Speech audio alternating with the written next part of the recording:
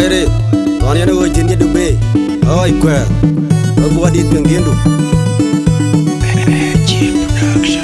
Magwari adidi eleny Magag mana podi de tol Kuma undi de kujam Yugol manyango kalbakir Magwari adidi eleny Magag mana podi de tol Kuma undi de kujam Yugol manyango kalbakir Magwari adidi eleny Magag mana podi de tol Kuma umlala kujam Yugol manyango kalbakir Magari ariana wunda piengba na ranchul Kuma umlala kujam Yugol manyango kalbakir Magari ariana wunda piengba na ranchul Kuma umlala kujam Yugol manyango kalbakir Magari ariana wunda piengba na ranchul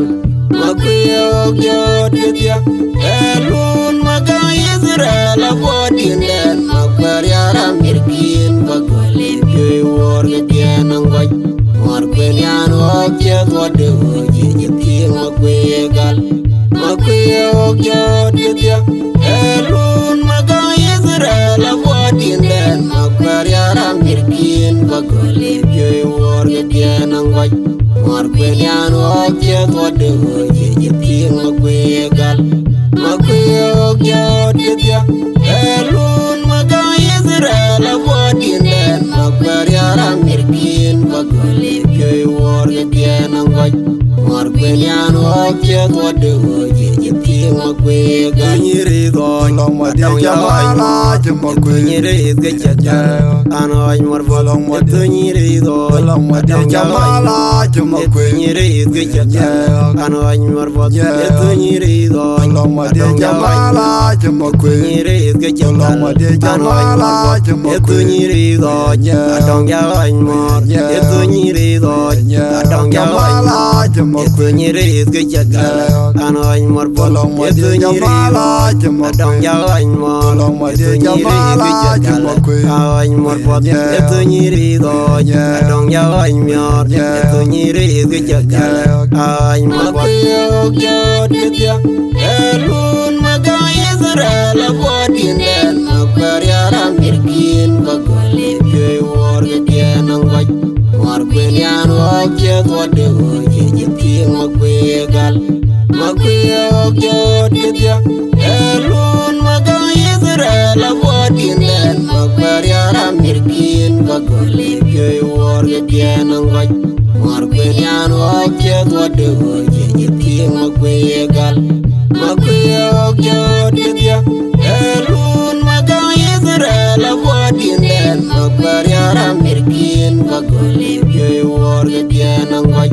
Markwen yan wajet wade hoji Jitkin makwe gal Magwari adidi eleny Magag mana podi de tol Kuma undi de kujam Yugol manyango kalbakir Magwari adidi eleny Magag mana podi de tol Kuma undi de kujam Yugol manyango kalbakir Magwari adidi eleny Magag mana podi de tol Kuma umlala kujam Yugol manyango kalbakir Magari ariana wunda piengba na ranchul Kuma umlala kujam Yugol manyango kalbakir Magari ariana wunda piengba na ranchul Kuma umlala kujam Yugol manyango kalbakir Magari ariana wunda piengba na ranchul Makuyo gyot gitya Elun maga Israel abodinen Magari aramirkin bagolin Kyoy war gitya nangwaj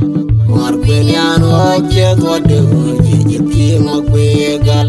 Makuyo gyot gitya Elun maga Israel abodinen Magari aramirkin bagolin Kyoy war gitya nangwaj Markwen yan wajet wade hoji Jitkin makwe gal Makuyo gyot gitya Elun maga Israel abodinen Magari aramirkin bagolin Kyoy war gitya nangwaj Markwen Marquenian walk what the team of Quay Ganyri long what down Yamala, Jamaquini get and I'm more long what the Niri long what down Yamala, Jamaquini get and I'm more what the Niri long what down Yamala, Jamaquini get long what the Jamala, Jamaquini don't yain more, it's a Niri don't Yamala, Jamaquini get and I'm more long what the Jamala, Jamaquini long what the Jamala, Jamaquini more what the Niri don't yain more, it's a Niri get I'm what you Elun magang Israel avoiding them Magbariara Mirkin Bagoli Joy war again and what Marquenian walk what the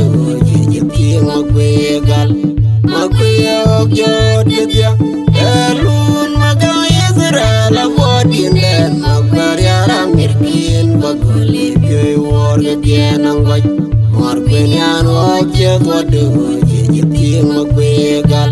Makweo Gyodya Elun magang Israel avoiding them Magbariara Mirkin Bagoli Joy war again and what Marquenian walk what the King Magwegal